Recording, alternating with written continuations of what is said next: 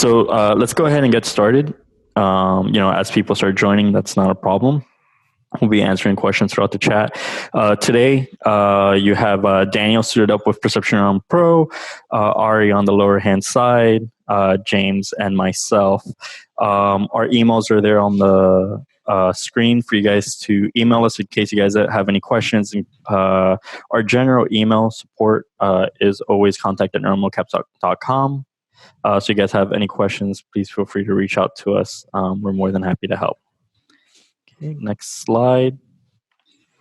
Again, our partners, we have plenty of partners around the world. So if you're in an area that we do not service, you can find our partners in France, in Mexico City, London, Tokyo, and South Korea. Please reach out to these guys. They're amazing, wonderful partners. They do their own work as well as support you with Perception Neuron in case you guys are interested in that. Finally, I think before we start going into the technical details of the webinar, we do have new pricing on Perception Neuron Pro. We announced that last Tuesday. The pricing went down $500, so now you can get a wonderful PN Pro for $3,999. That is permanent pricing, available for everyone immediately. So we're just trying to support our community as much as possible, and hopefully this will help you. Perfect. I think that's it. Oh, and yeah, last thing. I don't have this on. None of us have this on, but we do have an accessory full mocap bodysuit. Makes it easier for your performers in case you're doing anything. You don't have to worry about the elastic band slipping or worrying about the body placement. This is pre-done in advance. We have those available in multiple sizes. They're all custom made. $299 US. So in case you guys want to, have an alternative to the full strap. I would pretty much recommend this in case you have a permanent actor, right? The nice thing about the straps is that you can put it on anyone at any time. Okay. Right. The sensors are not included in there. So it's just a Velcro body with the Velcro straps with the full body stretchable fabric there. Correct. Good point. Yeah, that's just a suit. Great. Okay. So you could go ahead and Alex, you can. So after this, we'll go off the screen. James and I will switch over to voice only. Rules and usage. Again, you guys, if you've been joining us before, you could chat with us, ask us questions. There's a Q&A section that we'll be answering either live on the chat or in the communication, the chat bar. There's polling as well that I think we might do today. I'm not sure Danny has that set up, but feel free to ask us questions, send us questions, chat with us. We're here throughout the entirety of the time. And if there's something that we don't cover throughout the episode, then feel free to just shoot us an email or get it ready for the next webinar. Again, we're doing these every Tuesday and Friday at 1 p.m. Eastern. All right. Perfect. I think that's it from us. Yep. If you guys have any suggestions for polls, I can do that real quick, just for our panelists. Okay. I think that's the intro that we have right now. And let me make sure you guys can see can you guys see my slide? Yes. Okay. Yes. Perfect. Awesome. So my name is Daniel. Me and Ari are both going to be talking. We have video connection for everyone to see us, and they can see the whole presentation. So we're going to be bouncing back and forth with with tips and tricks for you guys out there. Today's overview is going to be Perception Neuron Pro. We're going to go over terminology, preparing a suit, suiting a talent, sensor storage, preparing a capture environment, posture calibration as well. The second half of today is going to be about Axis Neuron Pro and just an in-depth overview about the UI, everything from UI, preparing your connection to the suit, to the software, and then managing the data all the way to exporting and even real time during the data, sending the data for real time. So let's start with Perception Neuron Pro. Today's we're going to be covering, first section of Perception Neuron Pro is terminology. We have several keywords that we use a lot of, and I just want to make sure everyone is aware of the keywords that we have. When we mention about the neuron, we're talking about Perception Neuron Pro sensor. You can see the image right there in the middle with the sensors that are look like little pucks there. We also have a base socket. The base socket is the attachment that goes under the sensor. That's what keeps the sensor in place around the body. We also have the charging case. The charging case can also be known as calibration box because it has a multi-use, not just a storage case. It has a charging case and also for calibration case. So just for everyone to understand that. The hub, the Perception Neuron Pro receiver. On the next slide, you can see how the hub for the Perception Neuron Pro looks like. That's also known as the transmission hub. This hub is USB connected through USB 2.0. It is a wireless hub using proprietary 2.4G Wi-Fi signal, and it supports up to 3 different channels. They are blue, green, and yellow. And the way you can see those channels are based on the color of the sensors. I'm not sure if you guys can see green here. Yeah, you see a little bit of green flashing. So, that's kind of, those are the different channels that hub supports. Just a good reminder as well that one hub per computer is supported at the moment. If you want to elaborate a little bit more about the one single hub to computer. Right. So with the Pro suits, each suit is operated by its own capture computer. So you can only have one USB hub connected to a machine at a time. If there are some studios that have purchased multiple Pro suits and they need to be each ran on separate laptops or separate computers, and then that data can be live streamed into a Unity or Unreal scene if you want to see multiple suits in a virtual environment. Right, exactly. So that's just a little input for you guys are working with Perception Neuron Pro. And the next slide here is just explaining preparing the suits. What's inside of the hardware, the straps, and everything that goes inside of the suit. Building a Perception Neuron Pro suit consists of the strap system, which is a Velcro, and also the sensor, the Perception Neuron Pro sensor, and the base plate. You can see here in the images that I have on the bottom left-hand side that in back of the Pro sensors, there's a diagram with a little red dot with the part of the bone that's selected and shaded red. What does that mean? That just means it tells you where does this Perception Neuron Pro sensor go on your body. We want everyone to pay close attention to this little diagram on the back and make sure that you're placing the sensors in the correct portion of the body. On the top right-hand corner, we have the schematic of how it looks like when you put the sensor on the base plate. And you can see here that if I rotate the Perception Neuron Pro sensor, I can detach it from the base plate and replace it on the base plate and rotate it. That snaps and locks the sensor onto the base plate. So that's kind of like the whole entire section of the connection and disconnection of the hardware. Yeah.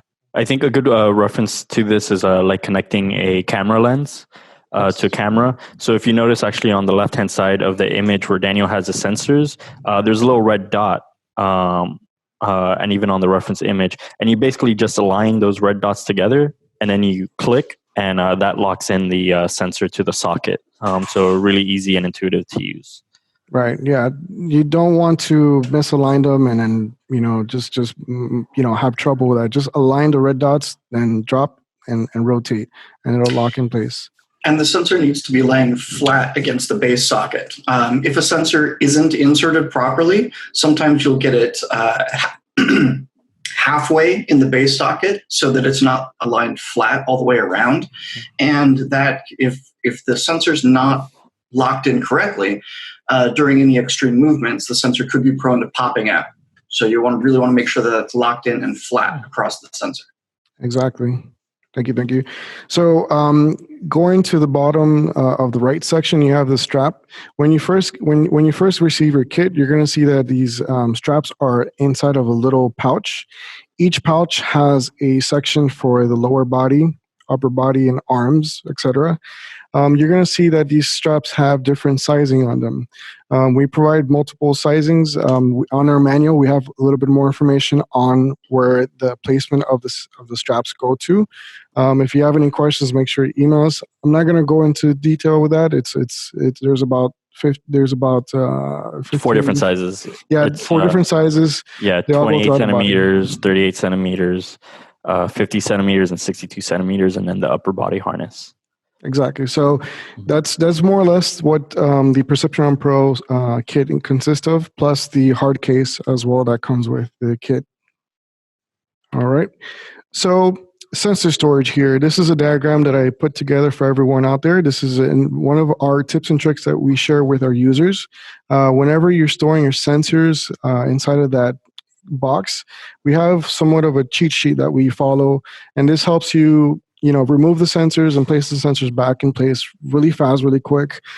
This is ideal when you have performers coming in and out from the suit and you want to charge them and then put them on a box really quick. I highly recommend you guys to follow somewhat of a rule. This is what we use, more or less, and you guys can see where we put our torso sensors, where we put our shoulders, where we put our arms and leg sensors, all strategically put into the left portion and a right portion. Alex, you want to add into this just in case? Yeah.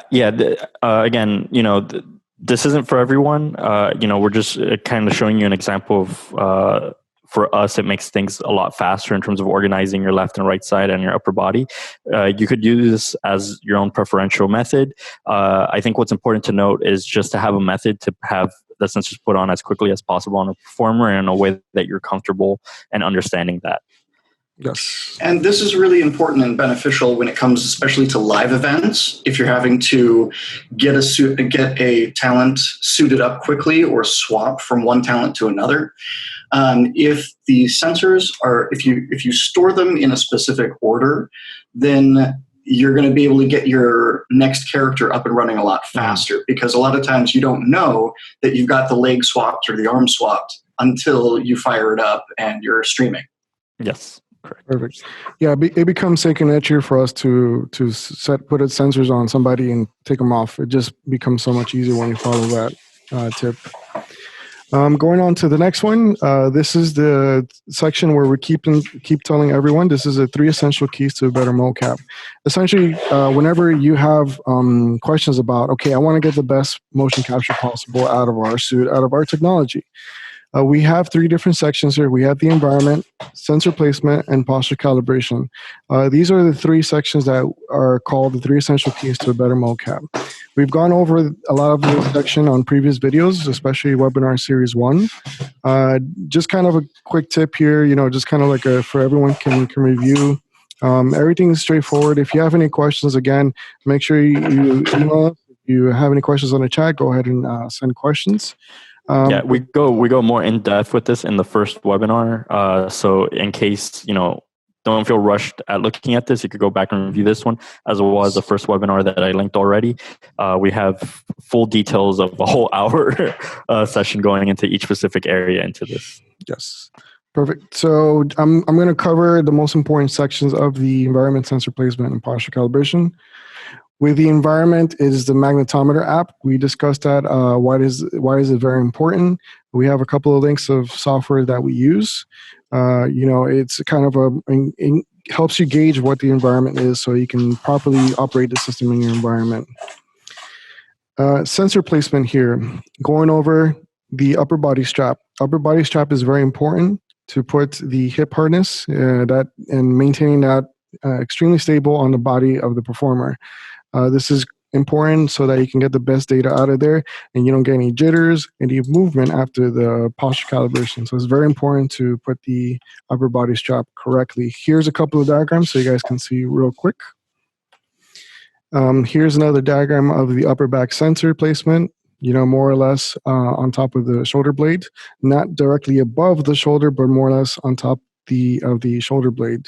Little diagram shows you what section we are talking about. With the arms and hand sensors, this section is very important as well. They're all equally important. You want to make sure they're all in line with the A pose. And when I mean in line with the A pose, you want to make sure all the straps are essentially lined up correctly when you're doing the A pose. All right. And then the leg sensors and feet sensors. We had somebody make an amazing suggestion with, considering the locations of it, using clock as a reference. You see the upper left leg is upper leg left sensors are going to be left o'clock, 9 o'clock, the right 3 o'clock, etc. And I want you guys to review this. This is very important of the placements for the upper leg sensors and the feet sensors. The feet sensors, left sensors are going to be 11 o'clock. The right foot is going to be 1 o'clock. Kind of a straightforward explanation of how to place the sensors. Any questions out there, guys, before I continue? Alex? No. Keep going. Again, all these things were covered in way more detail in the first webinar. So in case you guys do have any questions, just let us know, and then we'll direct you in the right place. Perfect. Thank you, guys. And I see that Rock also joined us just now. So going to the next section here with the 3 essential keys is the posture calibration. Make sure you guys are following the A pose. Very important. This is a stand up straight, arms pointing down with your palms facing to your body. Feet must be parallel to each other. T pose, standing straight as well. Positioned arm in the same shoulder height, palms facing down. And you guys can see that with the thumb. It doesn't apply for this suit because this is a Perception Neuron Pro, which does not include finger tracking. And we have the S pose. The S pose, as we went through, is just crouching down, bending your knees upright, up, torso, with your arms parallel to the floor. Okay, and I'm going to go over this during the process. What I'm going to do later with Axis Neuron Pro, so you guys can have a good idea of the walkthrough that entitles there. So with Axis Neuron Pro, we're going to go over, and we want everyone to get comfortable with our software using our hardware. We're going to go over the UI right now with the Mocap toolbar, everything from tools and calibration, all and so forth with that. Okay. So before I continue with this, anybody has a question here? Just want to make sure everyone is following along. Yes, I think I see Josh or Lauren raise his hand. Any questions that you have, Josh? I can actually allow him to talk. Everyone's don't have to put him on the spot. Oh no. He can chat. Okay. Well, we'll see if he put something into the chat. Solomon has a question on how to calibrate the Pro sensors. We're definitely going to get into that in the software side. Yes. I think this was covering the hardware. I think he's asking about how to calibrate the sensors. Yes. The compass calibration on the Pro sensors. So if you guys see my outline, that's in my third section here. I have the video how to do that.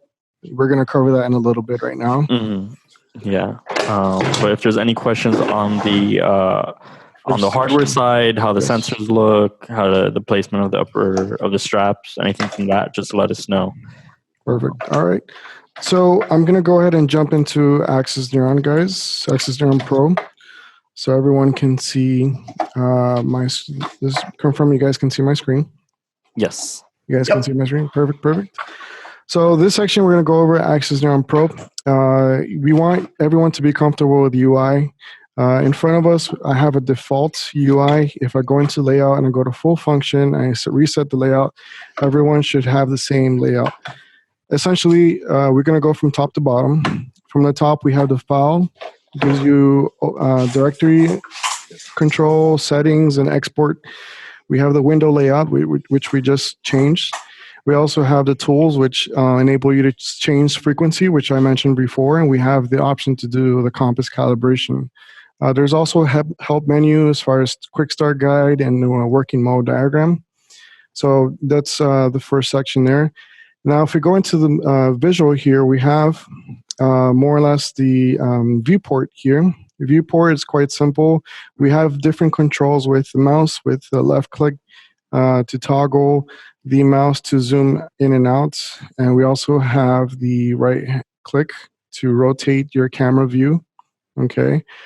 When we have the character, and let me just enable my connection here so you guys can see. I'm not jumping ahead. I just want to cover the section of the viewport.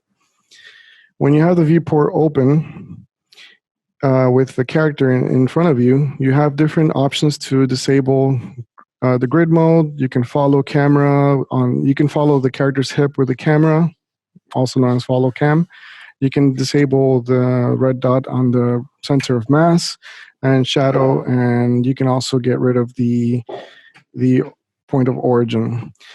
On the right-hand side, we have this section here. We call this is the Mocap toolbar. This is a section where you have your recording options, your connect, disconnect. You can also do a global calibration, and you can also do your zero function as well. These options are also available on the sensor map here on the right-hand side. So if we go into the sensor map here, we have what we're looking at here is the section of every individual sensor of the Perception Neuron Pro. We have everything from the head to the toes here. We have different options that we can see. We can see different color. We have green, yellow, and red.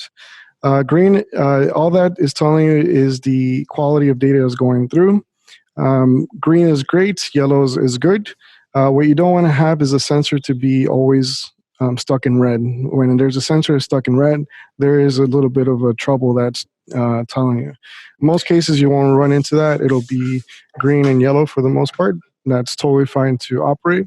And you can see a little bit more. If you highlight the sensor here, you can see the ratio of data that's coming through that Axis Neuron Pro is receiving. Now, the biggest difference between the PN32, the version 1 and 2, and our Pro suit is that each one of these sensors is transmitting wirelessly to the receiving hub.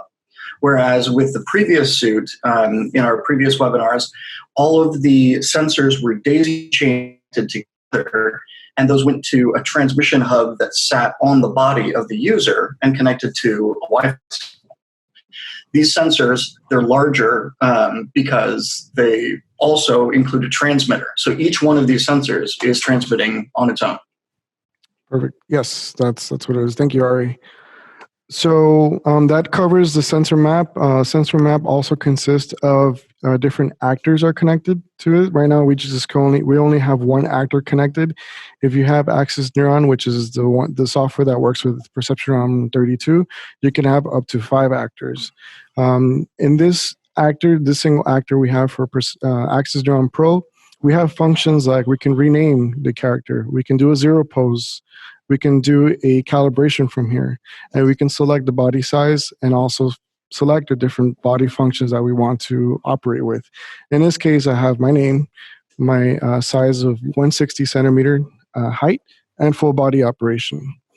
Could you take a second and talk about the different body modes? If we go up to the help section, do you want to show them the different operating modes? Okay.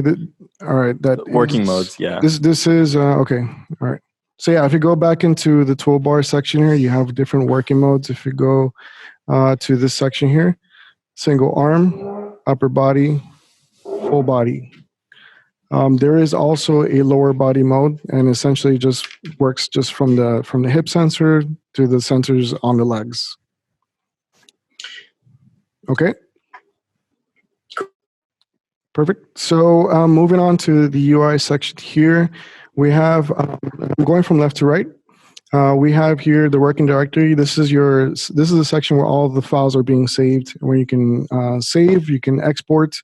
There's also different options here. If I select a file, for example, you'll see that by default we're looking at the raw file, and we have an option to see FCD file.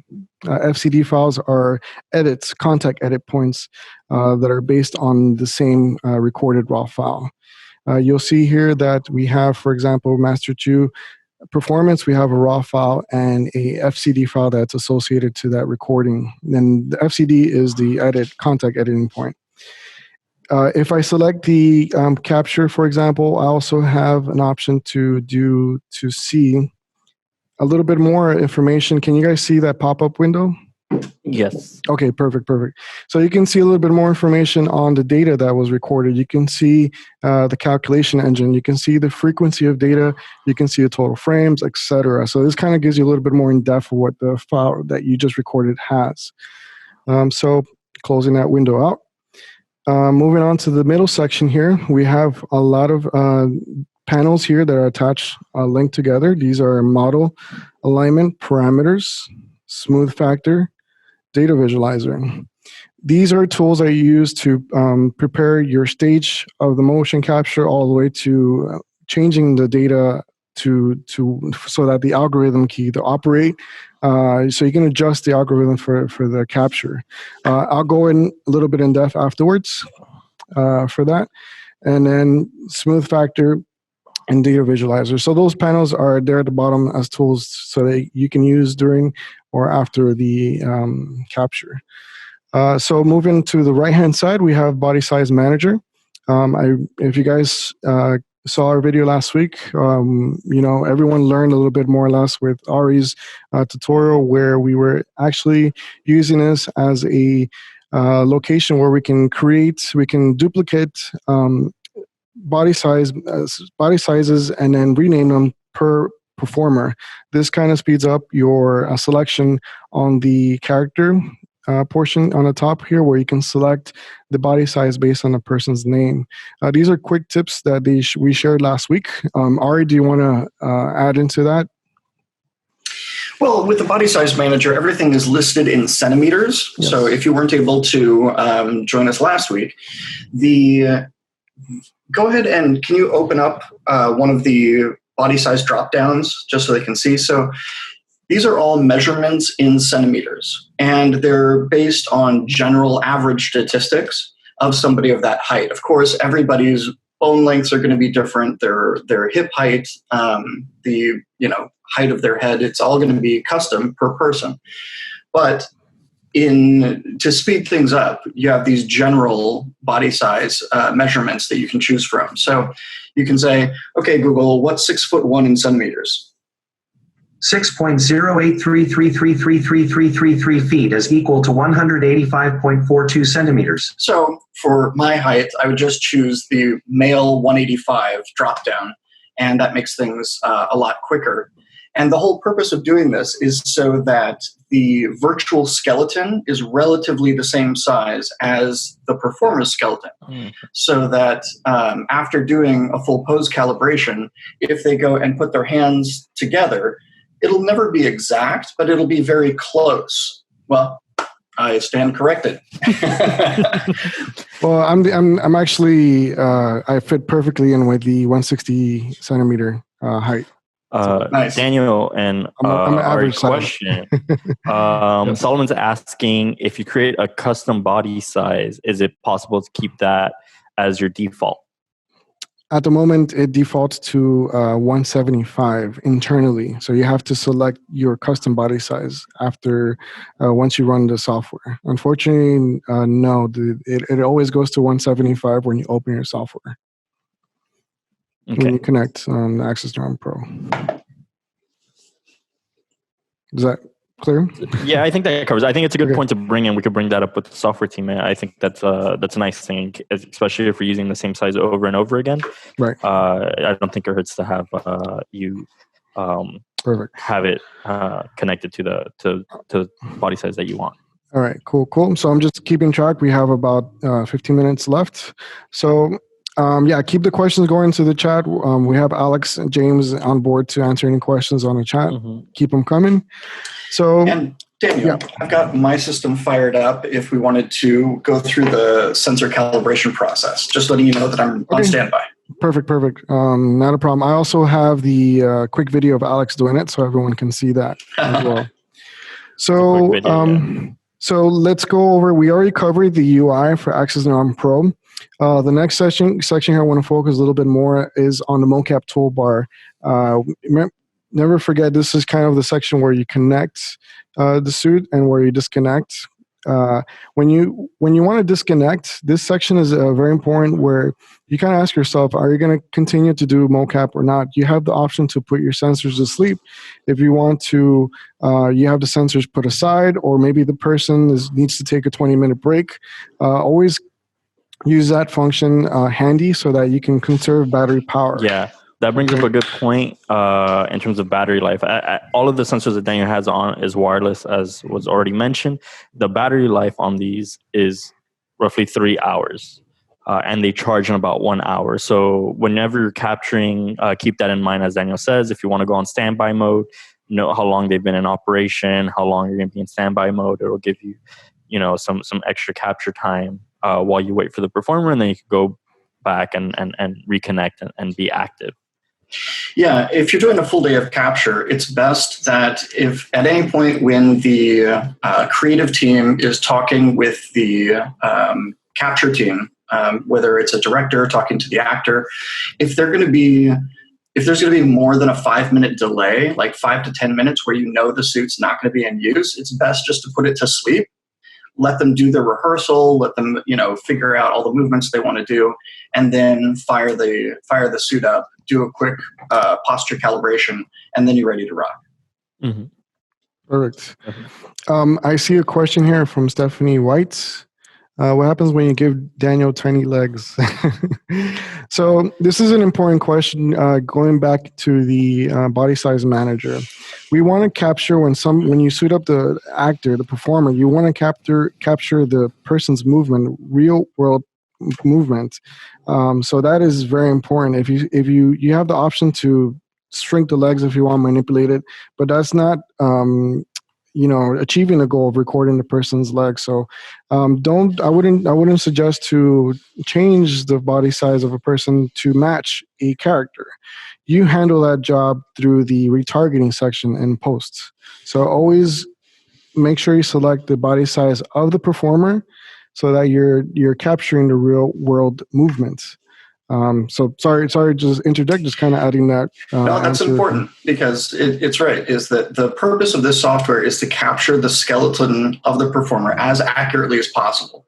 All of the animation, retargeting, rescaling, that's handled in your third-party application software, whether it's Motion Builder, Unity, Unreal. You want to keep the quality of skeletal data, the original data, untouched and as true to the performance as possible. Then you manipulate it in other software. Perfect. Thank you. So moving on from we just finished the tools, the mocap toolbar.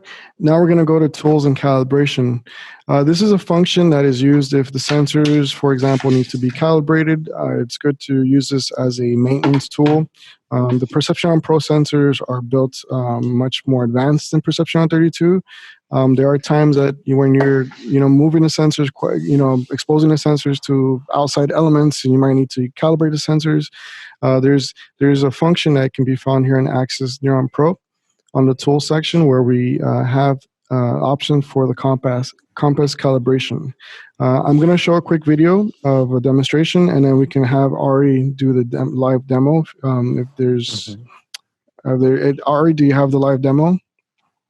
I'm powered up and ready to go, but the video and the live demo, it's the same thing. Do you want to watch a pre-recorded video, or do you want to watch me spin the box? Well, this is a quick demo of what the compass calibration looks like, and then I'll switch over to you, Ari. So this is Alex doing a quick demo of the rotation of the box.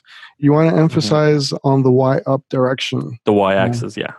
Yes. So we have this video on we'll share this video on our chat. I'm sorry, on YouTube very soon, so everyone can use it as a reference. Ari, if you want to go ahead and do the quick demo. Well, the first thing that you want to do is make sure that all of the sensors are turned on and they're in breathing mode. So they're slow pulsing, waiting to be connected to the computer. And then you can't see it over here, but as soon as I connect it to Axis, okay, I'm going to hit the connect button, and now they all start blinking really fast, and it's going to tell me that all of them are being received by the Axis software. And what I've done is I take the sensors out, I turn them on, and then I flip them upside down just to make sure that the power pin isn't connected, and so that I know that I've already powered on the sensor and flipped it around. And then when we run the calibration,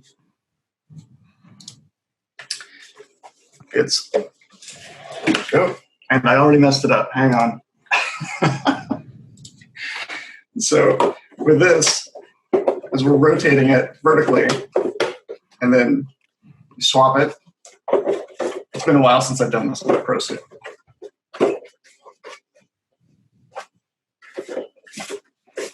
So what I'm basically doing is feeding data points for the entire suit so that we're getting it recalibrated to Earth's magnetic north.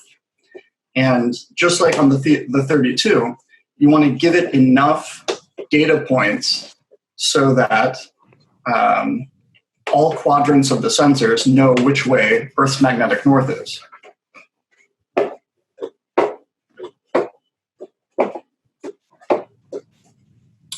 And that's how it's done. Right. So it does. Just answering Stephanie White's question, it doesn't matter how many times you rotate it. During the rotation of the screen, when you get the panel that tells you to start doing the calibration, it's more or less doing a time lapse. So from start rotating, from end you can stop. Doesn't matter how many times you rotate it. And just to answer Solomon, the progress, so essentially what Ari was doing on the screen, it's just a little progress bar in real time. It's just basically filling up until the data points are filled in, and then it will say complete or redo if they're not 100% filled in. Awesome. Thank you guys for jumping in there. So let me go ahead and share my screen here for Axis Neuron Pro.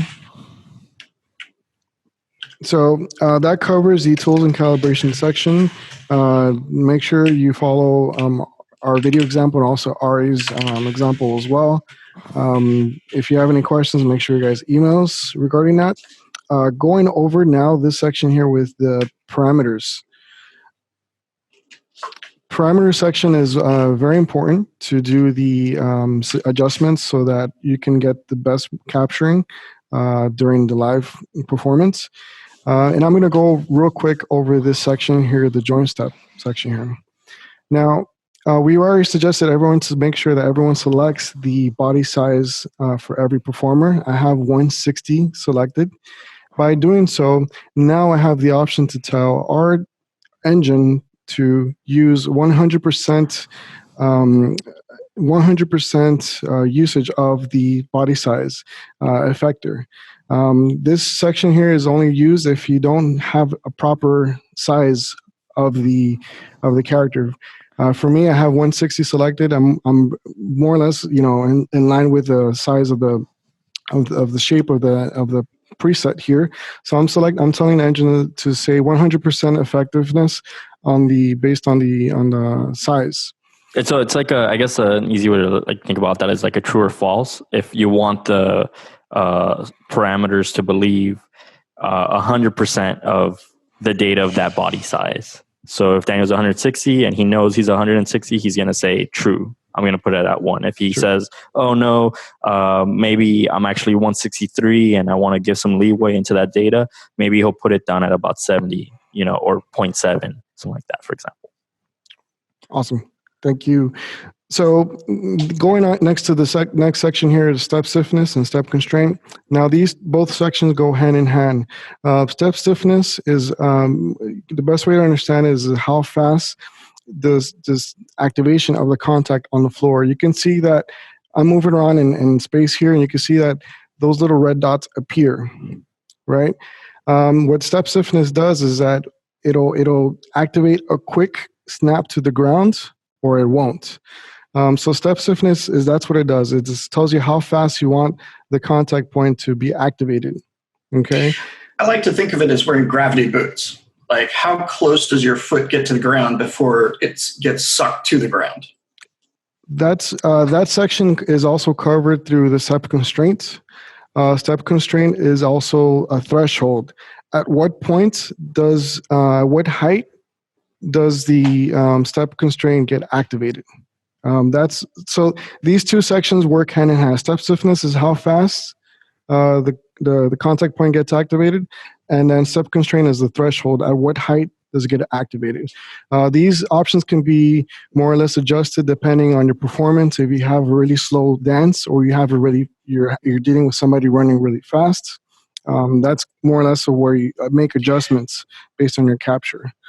Yeah, step constraint. I like to also. I think of that one as if your foot's kind of stuck in the mud, at how much inertial force is needed in order to lift and remove your foot from the ground.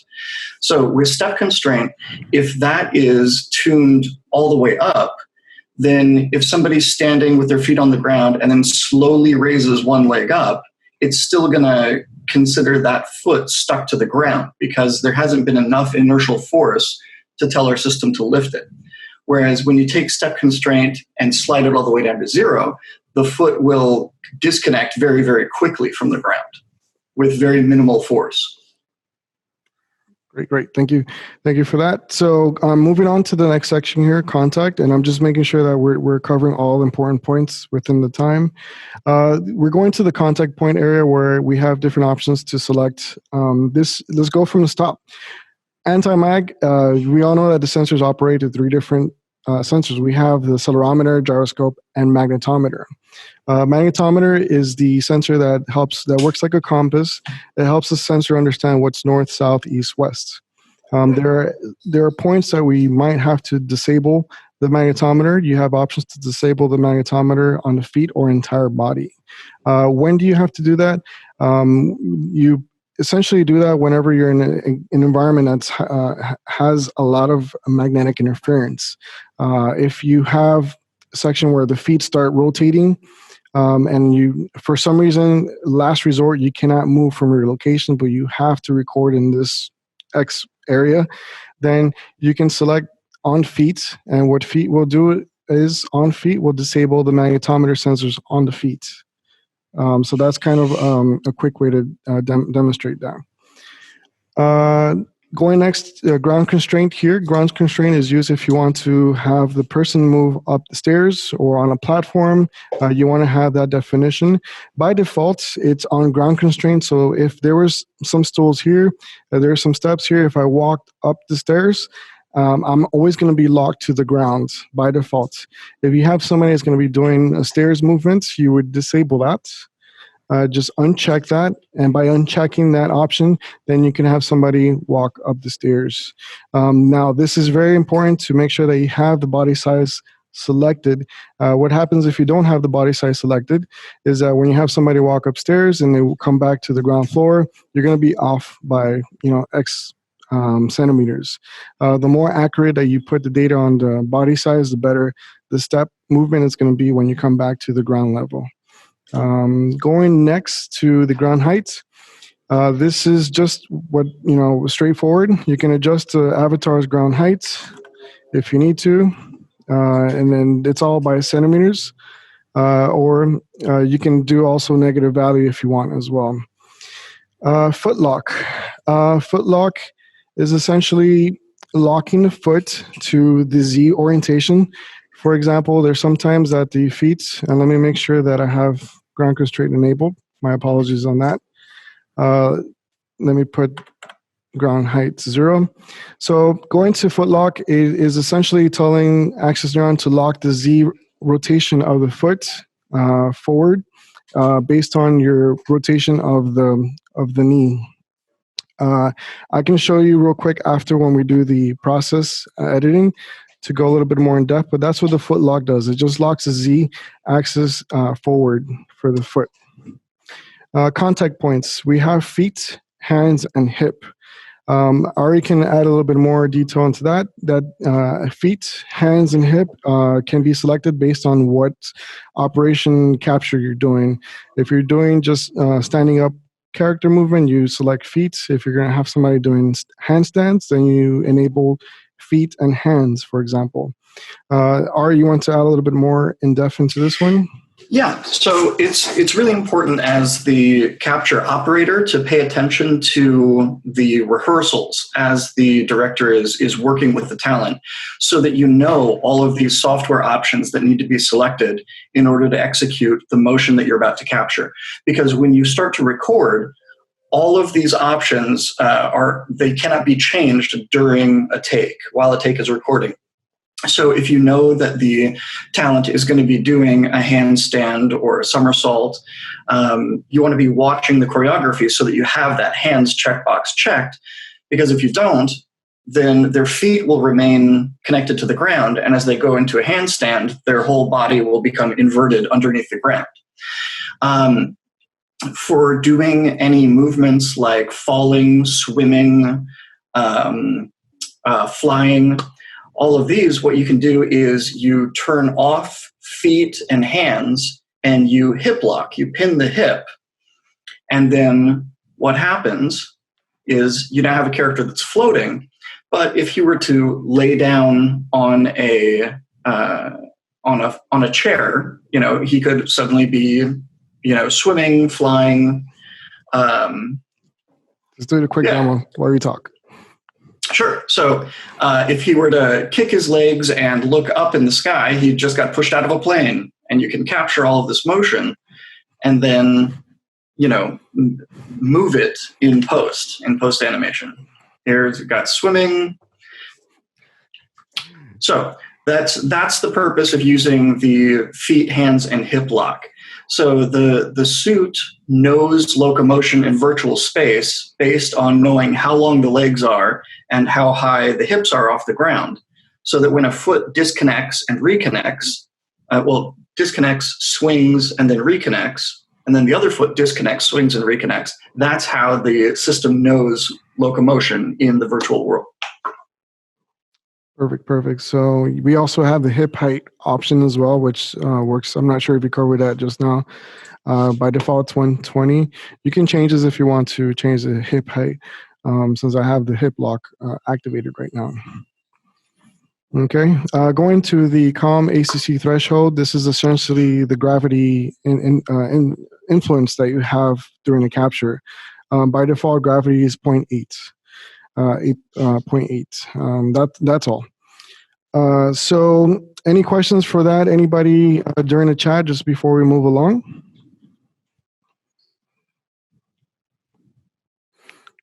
Just keeping an eye on the time. Yeah, we should be. I think just a point in terms of the parameters, that the parameters are the only things that will be affecting your capture in real time. The other section, the smooth factors, those are things that happen in post. So that's the only thing I just wanted to bring up. Perfect. Okay. Any other points out there, guys? I'm going to do a quick demo of me doing a capture and doing a, process from, capturing, editing, smoothing, and then exports. Any other questions? All good? So let me go ahead and go into my webinar template here. So this is a quick workflow that I follow. Everyone has a different process, but I just want everyone to see what I'm doing here with the editing. The workflow, when you're connecting our suit all the way to export, entitles capture, cleanup, smooth, and exports. This is I'm going to do it real quick so everyone can see what I'm doing. And I'm going to start from disconnecting to connecting my suit all the way to export. Do we have enough time, Alex? Yeah, of course. Keep going. Okay, cool. And then Ari, you guys can also jump in as well. Sure. Anytime. Okay.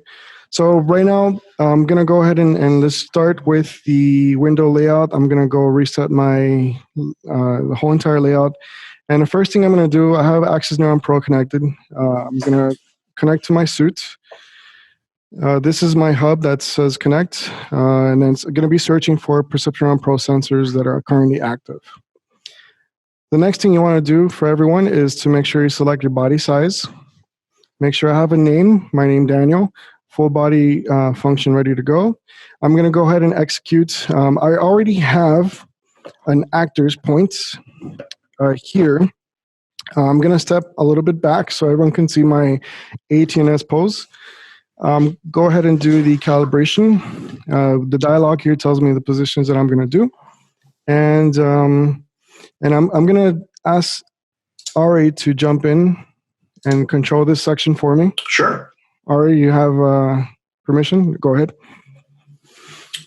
Okay, so go ahead and give me an A pose. Yep, ready? Here we go.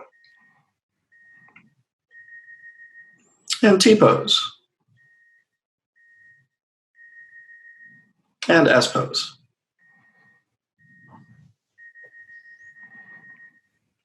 All right, perfect. Okay, go ahead and relax. All right, now that's done. The next thing you want to do is just make sure that all the data is good to record. You don't want to jump into capturing right away. So everything's looking good. My bone definition is capturing all my movements. I'm doing just standard movement just to make sure there's no hiccups there. The next thing I want to do, go into the model alignment. Model alignment is another way to think about how your floor is working right now. Do you want to change your rotation of the floor, the yaw, roll, pitch example? I'm working on a floor that's flat. There's no interference. There's nothing going on. So I'm going to leave this by default. All that data is by default. Parameters, as I mentioned before, joint step stiffness all the way up. Step stiffness, step constraint, I'm going to leave it somewhat by default. I'm going to put the anti-mag on off. I want ground constraint on, etc. I'm going to be capturing the feet, and I have that enabled. I'm not going to do any handstands just for this example. And once that's ready, I can start doing the recording. So if you want to do the recording part. Sure. You can zero me out if you want. I'm going to do a T-pose before the recording. Okay, I'm going to zero you. Okay. There we go. And we're going to record. And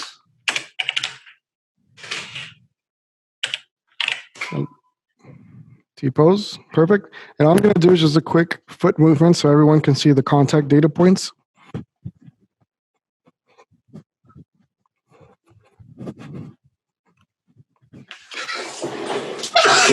Okay, you can stop. Excuse me. Bless you. All right, perfect. So now we have the mocap data that we just recorded. I'm going to go ahead and go to the working directory, double click on the take that we just did. Let Access Neuron load the data. And what I'm going to do is I'm going to isolate sections that I want. For example, let's say I just want this section here where I'm running the very first section. What I'm going to do is I'm going to next edit my contact points. I'm going to play back review, look for anything that's that needs edit. Right now, to be honest, this edit looks pretty clean. This recording looks great. Obviously, what I want everyone to understand is a little bit more or less the contact editing section here. You're going to see that there's dark gray, there's light gray. Light gray is, for example, on contact points. You can right click and drag sections and manipulate different sections where you want on contact versus contact. When do you do this is only sections where, for example, maybe there might be a little bit of a hiccup on a capturing. These are sections where you want to have somebody clean up the data. Many times I see users don't do this section here. I would highly advise just to do a little bit of refinement of cleaning up the data. Now, what does this clean up? Is just cleaning up the contact points. Those little red dots that you see, that's what you're enabling and disabling on the floor. So anything you want to add here, Ari? Nope. Okay, perfect. So let me just do a quick editing here. I'm going to click and drag. And now what I'm doing the best practice is put the playback to maybe a quarter. And you can anticipate a couple of feet contacts, anticipate a couple of uncontacts, and that helps you out a lot. So for example, you can see here that the left foot, for some reason, just jumps off on the contact. I'm going to, for example, I can click and drag on contact here just to refine that little contact point. Keeping an eye on the left foot here. You see that the left foot does a contact, then it just kind of pops up. I'm going to manipulate this, edit this, and say, I want this section here to be a contact. So this is a quick review. This is what you do. Let's say I'm happy with that section here. Now, the next section that you want to do is, once you finish editing your contact points, you can now go into the next section here, which is the smooth factor. Smooth factor is little sprinkles on top. What this does, it smooths out any noise on the mocap data. I highly recommend this to do this before you do the export. By default, it's not enabled. One thing to keep in mind that this edit workflow is kind of linear. So we did the recording, we did the editing on the contact points. Now we're going to do the smooth factor. Those go hand in hand from left to right. What happens if I hit enabled and I hit apply? I can no longer do any contact editing on the data. So you want to keep that in mind. Okay, smooth factors is the last part that you do before you do the export. Now you can increase this value up to 50. What you're manipulating is based on hip, feet sections, or the rest of the bones on a body. And you can see that we have options to change the displacement of those bone sections or the rotation of those bone sections. You can leave it by default. Those data can give you, the default values can give you good data on that one.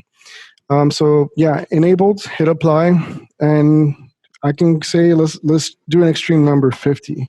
I can hit apply, and it's going to go ahead and change. It's going to edit the hip section. It's very subtle. You won't see it right away. But these are options that users have before doing the export. Okay. Once that section is done, you want to go ahead and go to File and Export.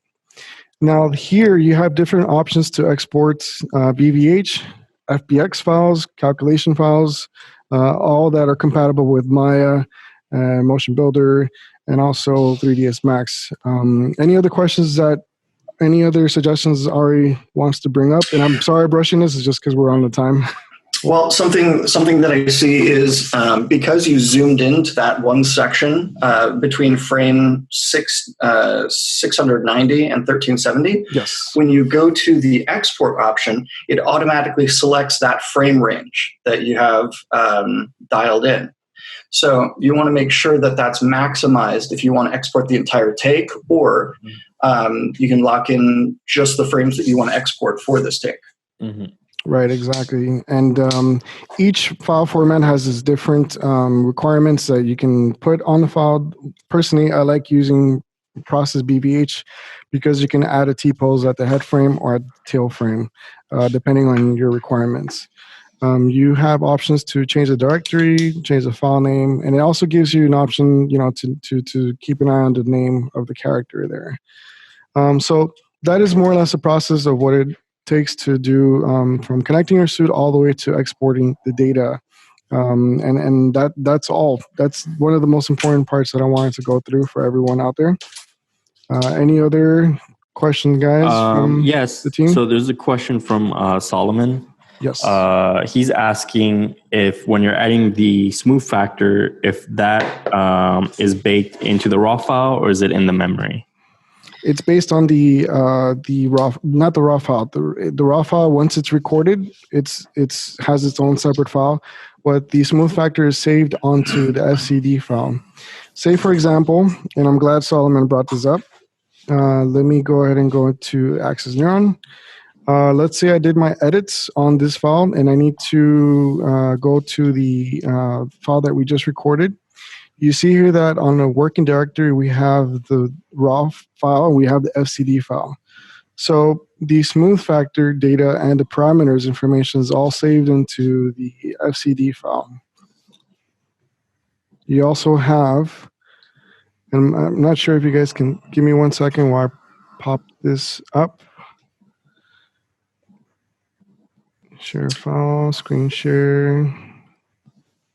Okay, can you guys see my screen? Yes, the directory that you have. Yes, motion files. So you see here that I have the raw file recorded. I have the XML file. XML file has the information for all the data that you're looking for. Yeah, that's where you find the data, the parameters, and also the information there, as you can see. And then the FCD file is the one that has the data for the edits and the contact points, and also the smooth factor. It doesn't once you record and that raw file is in your computer, it doesn't get affected. It's raw all the way through. So say, for example, if you're sharing a colleague or a teammate the data you recorded, and they want to edit on Axis Neuron, make sure you copy these 3 files: FCD file, XML file, and the raw file. Can you have different FCD files for the same file? No. It's all linked to the master raw file.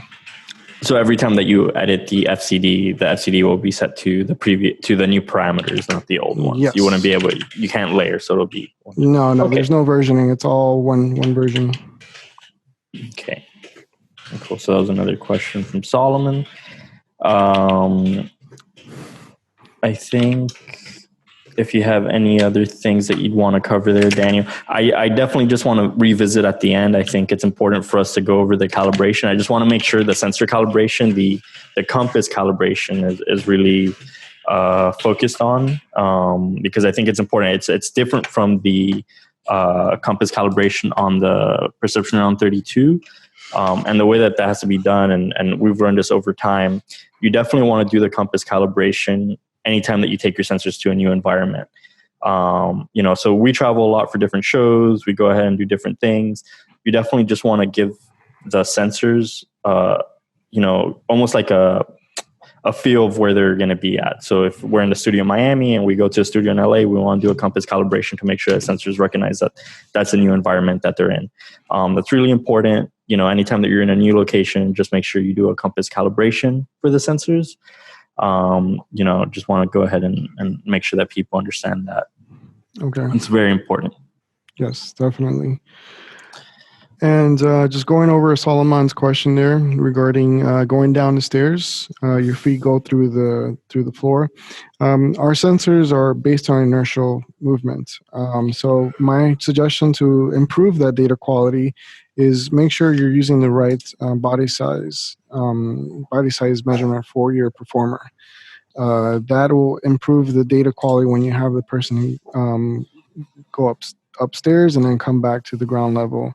If, for example, I'm a really short guy, and I'm using a 175 centimeter size height. If I go up the stairs and I come down, it's that I'm trying to use a higher body size, bigger, taller person's gait to capture my movement, and that's going to affect my fallback on the ground. Mm-hmm. So make sure you're just selecting the body size. The one that's more accurate, the most accurate as possible. Yeah. Okay. So I guess this is the Q&A section here. I don't want to...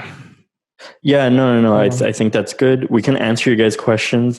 For the next few minutes, please feel free to ask stuff in the Q&A section or in the chat. I know that there's a question from Raphael who's asking if the PN Pro and the PN32 can work together. For example, can they be mixed for prop use? I know the answer to this. You guys can answer if you want. Ari, if you want to answer this, please feel free to do so. Well, they can be used on separate computers, obviously. If you have the 32 suit, the PN32, you're going to operate that or those suits in one instance of Axis Neuron. And if you're going to be using a Pro suit, you can use the Pro suit on a separate computer using Axis Pro. And you can use up to 3 Pro suits in the same environment due to broadcast channel limitations. So the channels of each suit are green, blue, and orange. Yellow, yeah. Yellow. Yeah. So like Ari said, they could be used together. You just would have to network them. Again, they're independent software. So PN Pro works on Axis Pro, and Perception Neuron 32 works on Axis Neuron. Perfect. Thank you.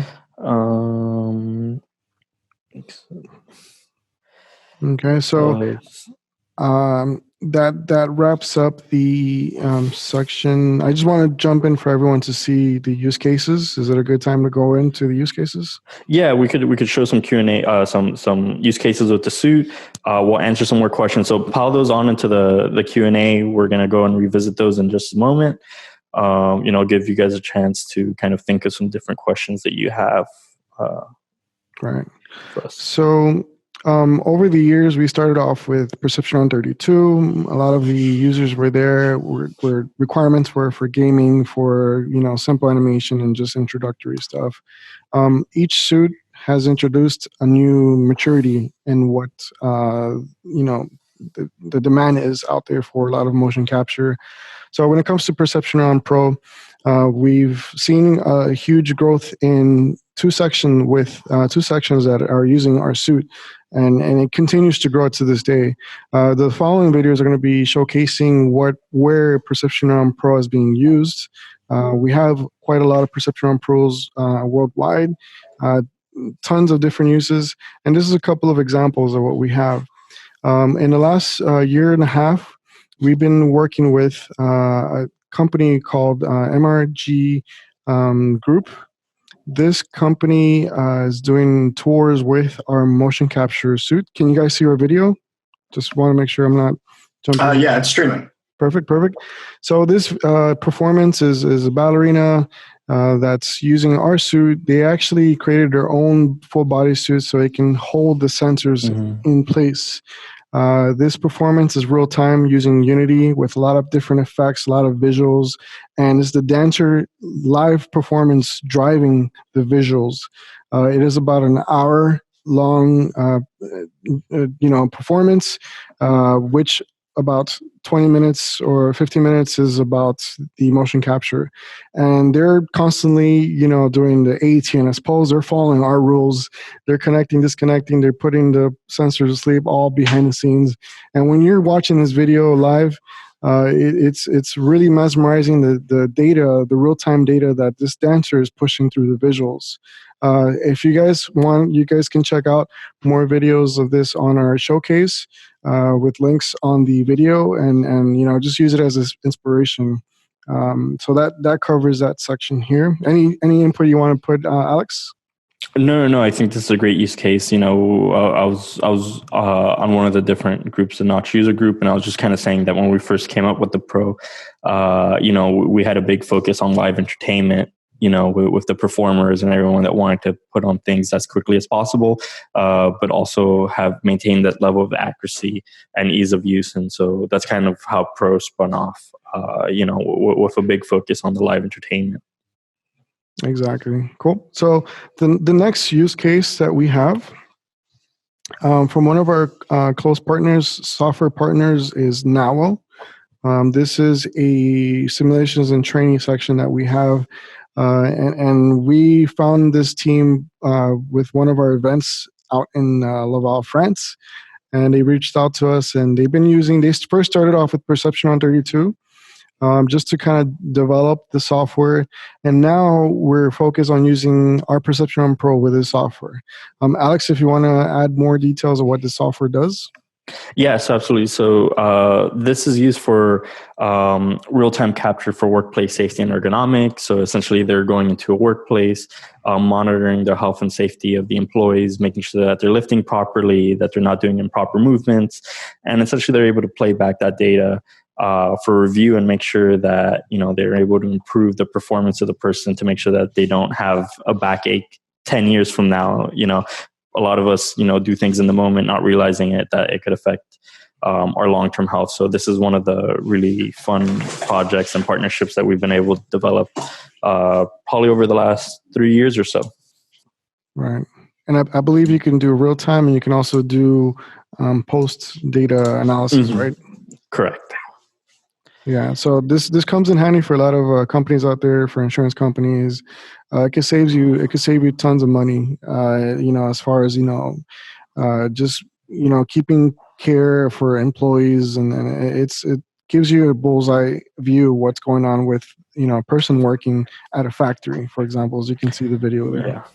Yeah, so Stephanie's asking, how do you make sure the suit isn't influenced by tools that they use in the environment? Sometimes that's kind of out of our control. A lot of the different vendors that they've been working with either have mock environments where they have the real-time desk or something made out of like plastic, for example, or they have these like rooms that are magnetic free.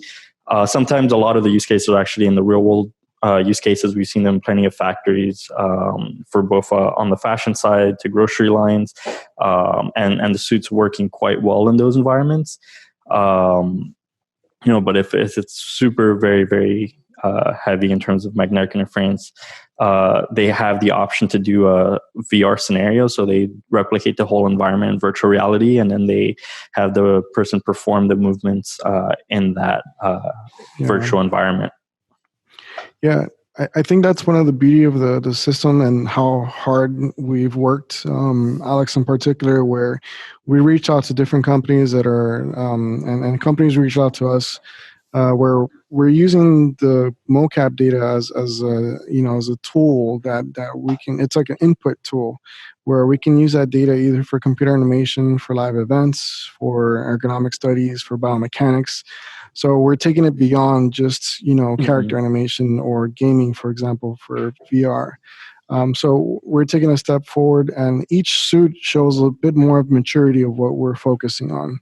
Perception Neuron Pro focuses a lot on that study of that section, and it continues to grow with a lot of different users adapting to the system. So I hope this serves as like an inspiration for everyone out there. For those who have Perception Neuron Pro, your suit can do a lot more than character animation, can do a lot more for than just Unity. It's being used for studies out there. So robotics. I was showing. I sent a link earlier of someone that's doing robotics in Japan. Full telepresence. Remote work, which is kind of really important in these days. Yeah. The suits that are available from the 32 to Studio really give you a full range of applications that you can play around with. Perfect. And I think that wraps our Q&A. I don't want to thank you everyone for hanging in there with us for this video. I just wanted to note one thing, because I don't think we rushed through it, but I want to make sure again that people understand the calibration. Like, I know you brought up the section there. In that calibration, you guys saw the box. All right, could you pull the box out one more time right next to you? Sure. So you guys have the ability to calibrate all the sensors in one time, which is great. Again, you should do it when you do the environment, when you go to a new environment. But again, same as with the other suit, with the PN32. Let's say you only notice that like the foot is rotating, or maybe two sensors are rotating. You could just put those sensors inside of the box. You don't have to worry about putting all the sensors at the same time, and you could just recalibrate those. So just want to reiterate that you don't have to recalibrate all the sensors at once. If you notice that something's magnetized, you just put them in the box, do the rotation. It makes it a lot easier as opposed to the PN32 where you had this single prop cable and you had to rotate around, and it was one by one. You really have the ability to kind of if you notice there's some interference in your sensors, you could go ahead and put those multiple sensors in the box without having to stress about having to calibrate them all or doing one at a time, for example, or something like that. All right, I'm trying to see if I can catch up to that section. Yeah, my apologies, everyone. And this is just for that question that's coming in, so we can actually do it. So I just want to make sure. Yeah, this part won't be. We're gonna upload this video. This portion is not gonna be in the video. It's just more or less so you can see the real time. My apologies, guys. Just hang in there for those questions. So let me do a quick screen share. Yes. As you can see, okay. Can you see Axis Neuron Pro? Yes. Do you see the pop-up where it says Compass Calibration? Yes. Perfect. Okay. So one of the things I'm going to do, and it is possible that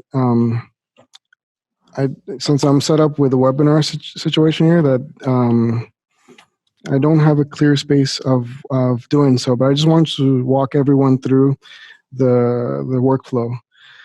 So what I have right now is I have the sensors flashing, meaning they're on standby. I don't know if you guys can see it. It's green. Yeah, I can see them flashing. So a couple of things. You read a dialog. It says, please power the sensors on you want to operate. Then click connect. You're going to see the sensor map on the left-hand side, and you see connections. And right now it's 0 because I have not connected to the sensors. What I'm going to do is hit connect. Give that a section to initiate the connection. At this point, you're going to see that the sensors are going to be flashing.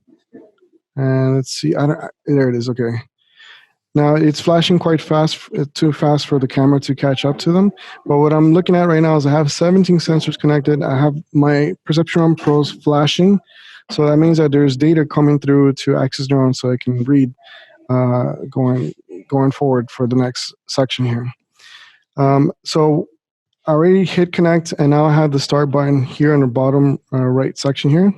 And at this point, you want to get ready for the compass calibration, which we already showed the video, and you saw Ari did the rotation of the box. Okay, so I want to make sure I'm ready. Make sure you don't have anybody near you. Make sure you don't have any objects near you. Everything's clear of any interference. So I'm going to go ahead and do the start. And then there's a video there in front of you that shows you how to do the calibration. We've already explained to everyone that we have different portions of, we want to focus on the y-axis. Rotate the box as so, and then focus on the Y area. So you're going to see the dialog loading, meaning that's my time frame of when I should expect to stop. And I'm paying attention to the bar, rotating the box as such. Keeping an eye on the bar. As soon as that bar is about to finish, I put my Perception Neuron Pro sensors down. Okay. Still continuing and put it down right as soon as that little number finishes. This is a Perception Neuron Pro sensor that I just picked up, so my apologies. It says some sensors calibrated fail. You can try again and focus on maintaining an area clean for that section. So my apologies, the sensor did not pass. Do we have time to do it one more time? Yeah, if you want to do it one more time, okay. You can just show that rotation. Yeah, make sure you focus. Yeah, this is a Pro Sensor box that I just pulled out from our demos that has not been touched. My apologies, guys. Okay, so here we go one more time.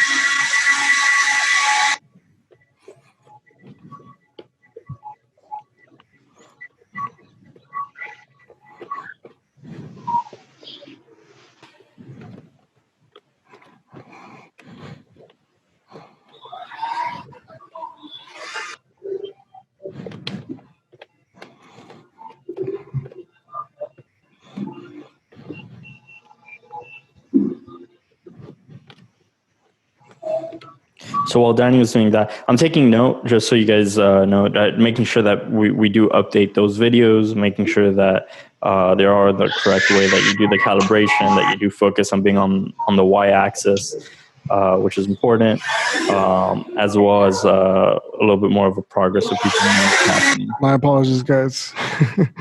Yeah, this might be a box that was not QC'd before I did this, so my apologies on that one. We will do a video again to do a quick tutorial on this one for everyone out there. My apologies on that. No worries. I think there might be, let me see if there's any pending questions for us to answer that we could go through real quick. So we answered Bernard in terms of the PN32 working together. No, you wouldn't be able to link up. He's asking about finger tracking working with the suit. No, you'd still have to capture those independently. So the PN Pro is PN Pro. The PN32 you can possibly put on top of the PN Pro, but you'd still have to run its own software on its own computer for that to work. You can't run Axis Pro and Axis Neuron at the same time. And I think that might be it. I don't know if you have any closing words. I just want to let everyone know, again, next episode is on Friday, 1 p.m. Eastern. We're going to be going over Perception Neuron Studio.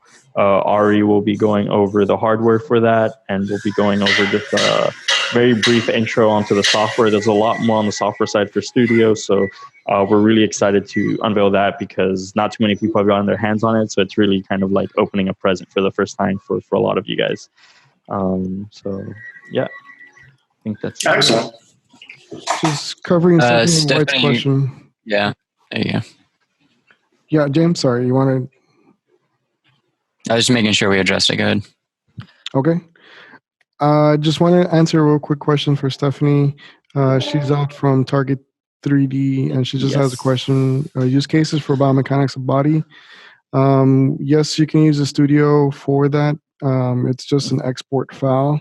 We will go more in depth into another video regarding third-party software. We're going to keep everyone posted on that video, next coming up videos. So make sure you guys tune in for that. No, totally fine, Stephanie. Okay, I think that wraps up for us. Yes. Thank you guys for joining us. We'll see you guys on Friday. All right. Thank you, everyone. All right, everybody. Thanks for tuning in. Thank you. Cheers.